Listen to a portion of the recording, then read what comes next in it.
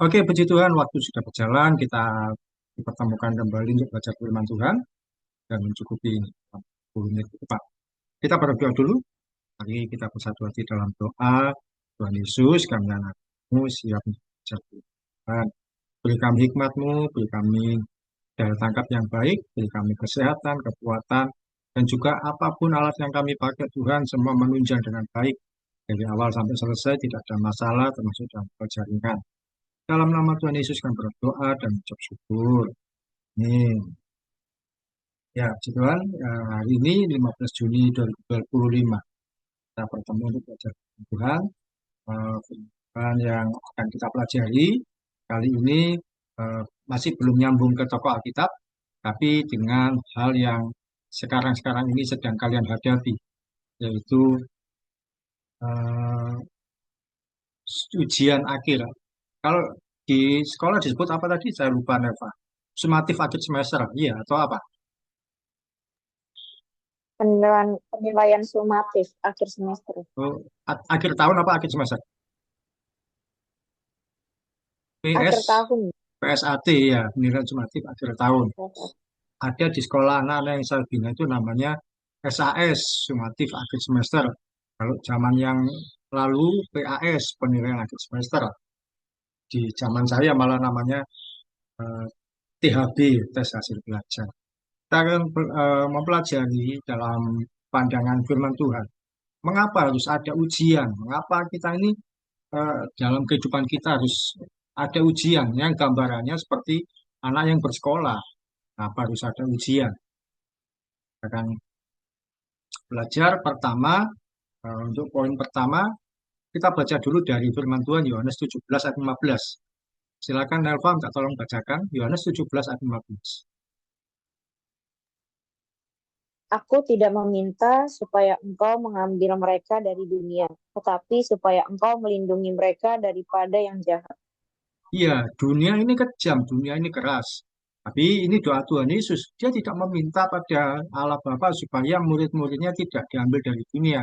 Kalau kita dihindarkan dari dunia, maksudnya Tuhan tidak menghindarkan kita dari tantangan dunia. Tapi apa? Yang dilakukan Tuhan Yesus apa? Di sini firman Tuhan apa? Eh, Eva, di ayat ini yang Tuhan Yesus inginkan apa? Supaya engkau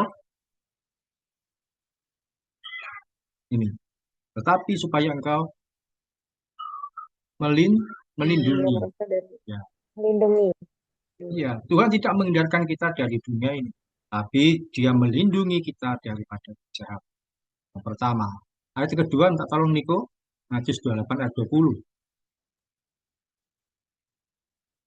Matius 28 ayat 20. Dan ajarlah mereka melakukan segala sesuatu yang telah kuperintahkan kepadamu, dan ketahuilah aku menyertai kamu kepada akhir zaman.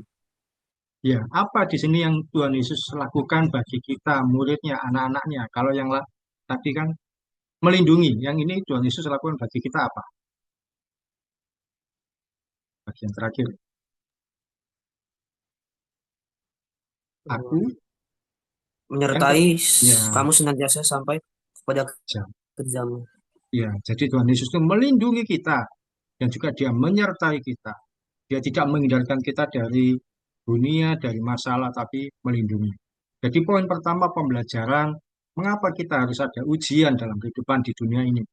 Yang pertama bahwa Tuhan tidak menjanjikan hidup kita selalu baik-baik saja. Tidak demikian. Semua baik, aman, jalannya lurus, datar, mulus, tidak. Tapi dia berjanji selalu menyertai dan melindungi. Artinya apa? Ketika kita melewati ujian dalam kehidupan, dia akan selalu menolong kita, menyertai kita, dimampukan kita melewati tantangan kehidupan. Misalkan ada hujan, hujan itu tetap ada, tapi dia membuat kita mampu melewati hujan. Misalkan pakai payung, pakai jas hujan, dan sebagainya. Jadi kita terlindungi, tidak mengalami hujan. Dalam hidup ini kita akan menemukan berbagai situasi. Ada kalanya suka, tapi juga ada duka. Ada kalanya kita senang, ada kalanya juga sedih. Kita pun juga bisa mengalami kegagalan dalam kehidupan ini. Nah, coba kalau menurut Neva, Mungkin pernah naik motor atau berjalan kaki lewat jalan seperti ini, berbatu, bergelombang. Gimana rasanya? Kalau menurut Nova? Kayak kadang kayak apa kaget gitu kan karena kayak kadang jedak kayak gitu bunyinya. Ya, bisa jadi di sana jalannya masih bagus. Di sini, mendekati ke sini, oh, berbatu-batu, bergelombang, kaget ya. Kalau Niko, apa yang kamu alami, rasakan kalau lewat jalan seperti ini? Pastinya nggak enak sih Pak. Kayak apa? Nggak mulus gitu jalannya. Ya, Apa? Nggak bisa ngebut, mhm, terus apa? Getar-getar gitulah. ya, nggak bisa ngebut, getar-getar, bahkan kadang-kadang cenderung merusak motor yang kita naiki. Karena yang sebelumnya mungkin bagus sampai lewat sini, batu-batu kita nggak menduga ada apa, bisa terjadi masalah di roda motor kita atau di mesin dan sebagainya. Kadang-kadang saya juga jengkel lewat seperti ini. Nah, sama seperti ketika kita melakukan perjalanan, tidak selalu jalan yang kita temui itu rata, datar, dan mulus. Kadang-kadang berbatu dan jalan tol yang disebut bebas hambatan pun juga kadang ada bagian yang rusak. Bahkan juga jalan bebas hambatan, tidak macet, itu pun juga seringkali macet waktu dalam hidup ini tidak selalu kita menemui kehidupan yang ideal, yang rata, yang baik-baik saja. Demikian juga Tuhan Yesus tidak pernah menjanjikan bahwa langit cerah tanpa mendung. Namun di balik awan gelap dan hujan deras akan ada pelangi yang. Elva pernah melihat pelangi waktu habis hujan? Pernah Pak? Udah Nah, lama banget sih waktu itu. pernah ya. Niko pernah juga lihat pelangi? Pernah Pak pas masih kecil? Masih kecil. Ya memang jarang-jarang ya. Tapi ketika ada pelangi rasanya senang. Wah, pelangi, ya, warnanya indah sekali. Jarang-jarang kita lihat ada pelangi. Tapi biasanya pelangi muncul ketika setelah hujan. Di balik langit yang gelap, hujan deras, ada pelangi yang indah, ya. Memberi warna yang luar biasa, memberi penghibur. Tuhan itu tidak pernah menjanjikan pada kita langit cerah tanpa mendung, situasi baik-baik, tidak ada hujan deras, semua jalan. Tidak, semua jalan berjalan dengan mulus, tidak. Tapi dia berjanji memberikan kekuatan saat kita menghadapi berbagai ujian dalam. Yang pertama, mengapa harus ada ujian? Karena Tuhan tidak berjanji bahwa hidup kita selalu baik-baik saja. Tapi ketika melewati berbagai masalah, melewati berbagai tantangan kehidupan, dia memberi kita kekuatan. Dia melindungi, dia menyertai kita. Sehingga kita tidak mengalami jatuh atau kita mengalami situasi yang menyulitkan bagi kita. Diskusi kita yang pertama, bagaimana menurutmu kalau pelajaran di sekolah tidak ada latihan soal yang dikerjakan dan juga tidak ada ulangan, misalnya, hanya materi pelajaran biasa. Kalau menurut Niko, bagaimana menurut kalau pelajaran di sekolah tidak ada latihan soal? Kan kalau sekolah sehari-hari kan biasanya tetap ada latihan soal yang dikerjakan. Atau juga tidak ada ulangan, tidak ada penilaian sumatif akhir tahun misalkan, langsung naik. Menurutmu bagaimana? Hanya belajar saja. Menurut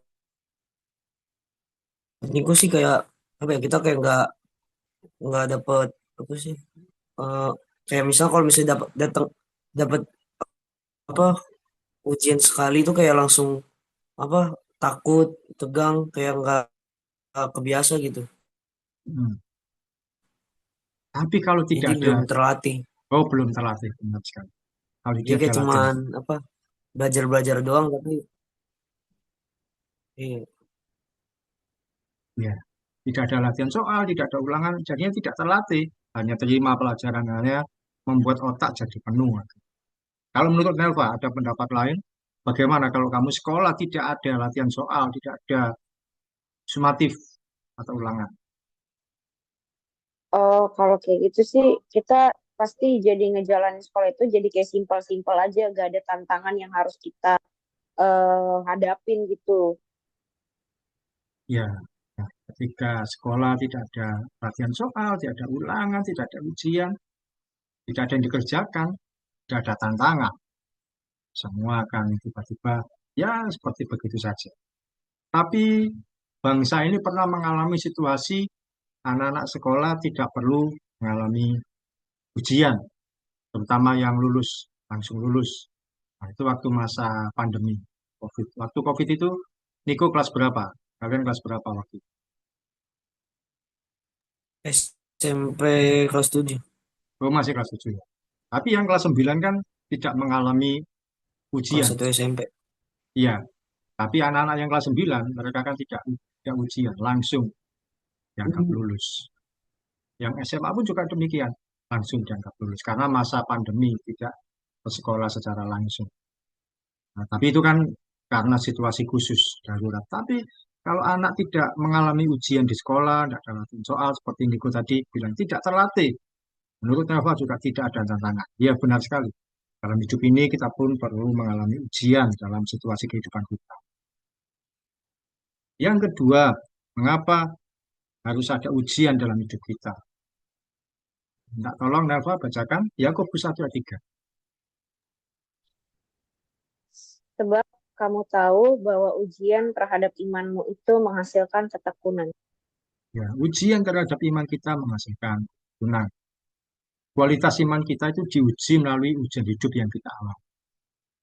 Jadi iman kita memang kita belajar dari firman Tuhan, dari ibadah yang kita ikuti setiap minggu, dari firman Tuhan yang kita dengarkan setiap hari, kita baca setiap hari. Tapi diuji melalui ujian hidup yang kita alami. Berbanyak ujian hidup yang kita ada. Dan itu membuat iman kita teruji. Benar-benar kita berkualitas memiliki iman sebagai pengikut Tuhan Yesus atau tidak. Kalau orang kualitas imannya tidak teruji, tiba-tiba ada tantangan kehidupan, akhirnya pindah iman. Oh, enak iman yang sana, pindah ke sana saja. Nggak banyak tantangan, nggak banyak ujian. Enak ke sana saja.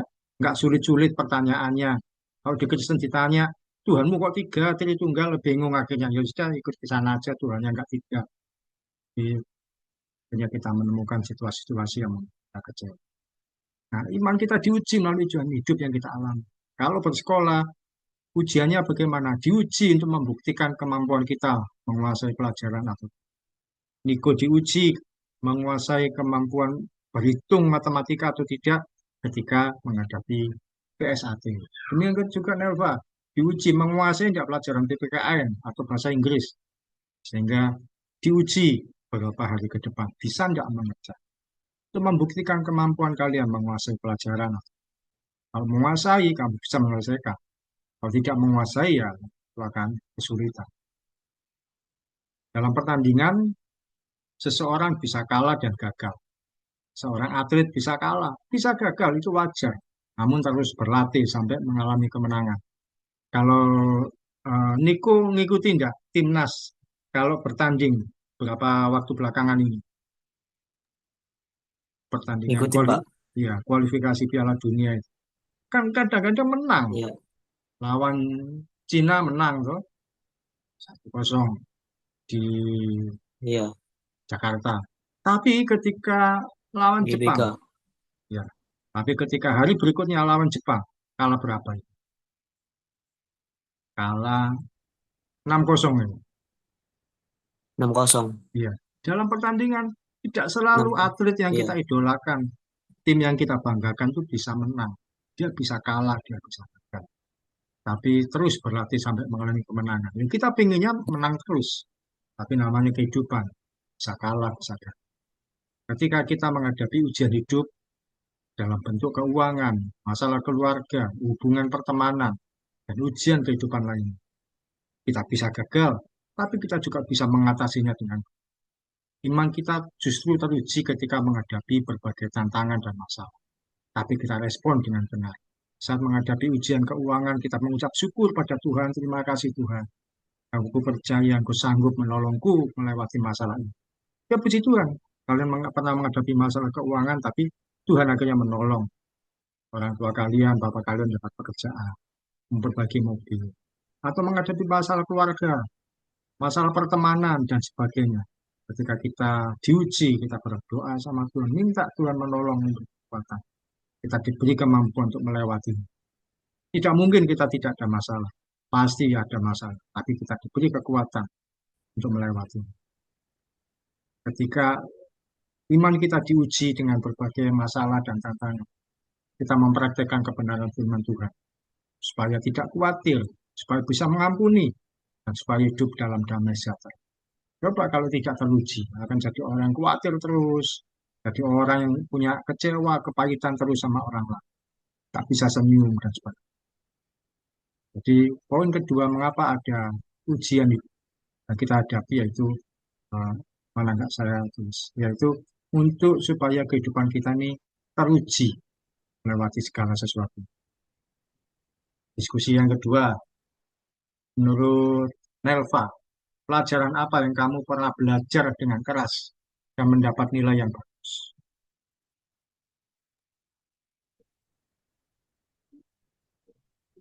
Waktu MTK sih Pak. Ketika kamu belajar keras, kamu nilaimu dapat bagus, berapa yang kamu anggap bagus waktu itu? Waktu itu sih ujian harian ya waktu Hmm, 10 akhir waktu itu eh 90 sih Pak. 90 ya, puji Tuhan. Tapi sebenarnya kamu menyukai enggak pelajaran MTK itu? Suka Pak. Suka juga. Di, disitulah kamu diuji melalui matematika itu dan kamu bisa melewati. Kalau Niko, pelajaran apa yang kamu pernah dapat nilai bagus setelah belajar semalaman mungkin apa hari?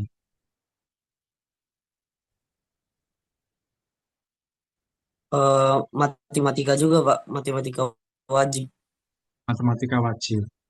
Itu pas apa? kelas 11. Kelas 11. Di Itu ujian apa?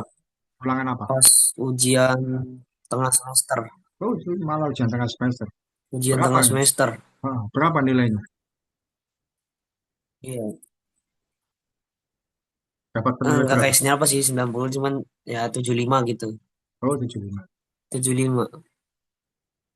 Itu sudah yang bagus itu ya, 75. Itu pas KKM lah. Hmm.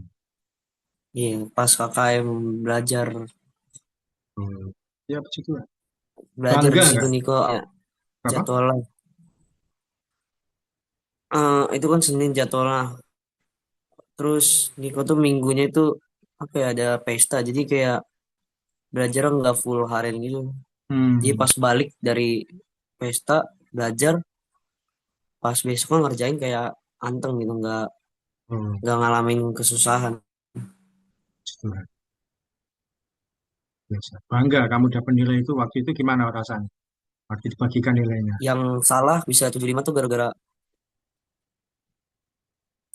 seneng gitu kayak apa ya baru baru itu kayaknya apa kayak ngerjain ulangan nggak nyontek Hmm. ngitung sendiri Kali ini sumatifnya ada nyontek apa enggak? gitu Pak. Yang sekarang ini PSAT ada nyontek apa enggak? Enggak Pak. Enggak ada. Ya, puji Tuhan. Lakukan dengan Enggak jujur. Pak. Ya, lakukan dengan sebaik Iya. mungkin dengan jujur. Poin ketiga yang kita pelajari dari mengapa harus ada ujian. Ibrani 12 ayat 8. Eh, Nelva bacakan. Tetapi jikalau kamu bebas dari ganjaran yang harus diderita setiap orang, maka kamu bukanlah anak, tetapi anak-anak gampang. Ya, oh, harusnya ikut tadi. Tidak apa-apa. Tetapi jikalau kamu bebas dari ganjaran yang harus diterita setiap orang, maka kamu bukanlah anak, tetapi anak-anak gampang. Ganjaran itu apa? Ganjaran itu hajaran. Ganjaran itu ujian. Ganjaran itu tantangan. Kalau kita bebas dari masalah, maka kamu bukan anak, tapi anak gampang. Nah, mengapa kita harus menghadapi ujian? Karena kita bukan anak-anak gampangan. Seorang yang tidak pernah mengalami ujian akan bermental gampangan. Anak gampangan itu apa? Manja, tidak punya mental yang kuat, dan mudah menyerah menghadapi tantangan kehidupan. Nah, kita ini bukan anak-anak gampangan. Kita dilatih melalui berbagai ujian kehidupan supaya kuat menghadapi tantangan kehidupan. Ketika kalian menghadapi ujian di sekolah, kalian dilatih untuk bermental yang kuat, berpikir dengan keras, jadi anak yang bermental disiplin, jujur, dan tidak menyerah menghadapi latihan soal, bukan lagi latihan, tetapi menghadapi soal-soal yang ada. Kalau bebas dari ulangan, bebas dari ujian, dari sumatif, ganjaran itu sama seperti ulangan atau ujian atau sumatif. Atau ganjarnya adalah masalah. Kalau kita bebas dari masalah, dari ujian, dari sebagainya, kita bukan anak yang benar, bukan anak yang kuat, tapi anak-anak gampang. Anak-anak gampang itu ya, kalau istilah sekarang anak-anak yang manja, anak-anak yang mudah untuk jatuh, tidak kuat mental. Diskusi terakhir, pernahkah kalian menemui anak atau teman kalian tidak naik kelas? Misalnya mengapa mereka sampai tidak naik kelas? Ini saya kurang. Kalau menurut Nelva, pernah kamu menemui teman tidak naik kelas? Pernah. Menurut yang kamu tahu, mengapa anak ini sampai nggak naik kelas? Eh, Kalau waktu SD sih temen aku waktu itu karena emang dianya juga apa males. Jadi dia waktu itu kelas 4 SD tapi belum bisa baca, belum bisa Oh, ngitung. Jadi kayak guru wali kelas tuh waktu itu yang udah capek tapi masih mau bimbing. Jadi kalau biar dia nggak ini jangan dinaikin kelasnya dulu gitu. Terus dia juga karena kurangnya perhatian dari orang tuanya juga sih Pak. ya, ya. Oke, oke. Jadi tadi disampaikan karena salah satunya dia malas juga. Kalau menurut Niko, pernah kamu temui, atau mungkin teman yang sama atau anak yang lain, kamu menemui anak yang tidak naik kelas, Anak yang sama, Pak. anak yang sama. Nah, kalau dari segi pandangan Niko, Iya, kesana, Pak. mengapa dia tidak naik kelas? Apakah sama menurut kamu? Sama karena kayak udah SD nggak bisa baca gitu. Hmm, sama saja, ya, benar sekali. Kadang-kadang gini, ketika melihat situasi ekonomi membuat anak jadi alasan, oh ekonomi keluarga saya nggak baik, katanya tidak belajar. Nah, itu anak yang tidak bermental kuat. Kita boleh jadi orang dari keluarga yang miskin, dari keluarga yang tidak mampu secara ekonomi. Tapi kita tidak boleh menyerah dengan tantangan kehidupan yang ada. Apa yang bisa kita kerjakan sebaik mungkin ya kita lakukan. Belajar dengan kita lakukan yang terbaik. Saya ketika jadi guru SD pernah juga menemui situasi yang sama. Ada anak yang kembar, ya tapi seperti sekalian, cewek cowok. Waktu itu mereka kelas 4, cewek cowok. Mereka ketika pelajaran tidak perhatian dengan baik. Diam, nilainya selalu jelek, dua anak ini. Dan sampai akhirnya kalau rapat guru, saya merasa bahwa dua anak ini sebenarnya tidak layak. Tapi kasihan, papa mereka hanya kerja sebagai satpam, ibunya ya sebagai pembantu rumah tangga. Kalau tidak dinaikkan dua-duanya ya kasihan. Tapi dinaikkan juga tidak layak. Akhirnya kami pertimbangkan guru-guru yang perempuan dinaikkan. Karena masih suka bicara, suka bertanya. Yang laki-laki diem aja, pendiam. Saya laki-laki tidak kami naikkan. Saya tidak naikkan ke kelas 5. Yang perempuan naik ke kelas 5. Dan laki-laki ke kelas 5. Ya, keluarga ekonominya tidak baik. Tapi kalau males-malesan ya buat apa? Nanti jadi anak-anak yang gampang, anak-anak yang manja, anak-anak yang cuma semaunya saja kalau naik. Oke, itu pembelajaran kita hari ini bahwa Tuhan itu mengizinkan kita mengalami ujian di dalam kehidupan karena kita bukan anak-anak gampangan dan juga supaya terlatih iman kita dan yang pasti bahwa Tuhan tidak menjanjikan semuanya mulus atau baik-baik saja. Akan ada banyak situasi tidak menyenangkan kita ada, tapi Tuhan memberikan kita perlindungan dan menyertai melewati segala sesuatu. Oke, itu Niko bisa tutup doa? Bisa, Pak. Bisa, Pak. Ya, silakan. Mari kita bersatu di dalam doa. Tuhan Yesus, terima kasih Tuhan. Kami telah mendengarkan firman-Mu ya Tuhan mengenai hidup ini harus ada ujian Tuhan. Berkati supaya kami selalu bisa melewati tantangan di kehidupan kami masing-masing Tuhan. Berkati hamba Pauki Tuhan, supaya hamba Pauki bisa mendapatkan rezeki yang melimpah Tuhan sesuai dengan uh, pelayanannya ya Tuhan. Berarti juga untuk kesehatannya Tuhan, supaya tetap dalam perlindungan-Mu. Berkati orang tua kami ya Tuhan, kedua orang tua kami, supaya supaya sehat selalu, bisa mendampingi kami hingga kelak dewasa nanti Tuhan. Berarti Bapak, supaya Bapak bisa eh, mendapatkan kerjaan ya Tuhan, supaya bisa menafkahi kami Tuhan. Berarti aku dan Elva, supaya aku dan Elva bisa lancar-lancar di akademi ya Tuhan, dan bisa sukses di PAS PAS ini ya Tuhan.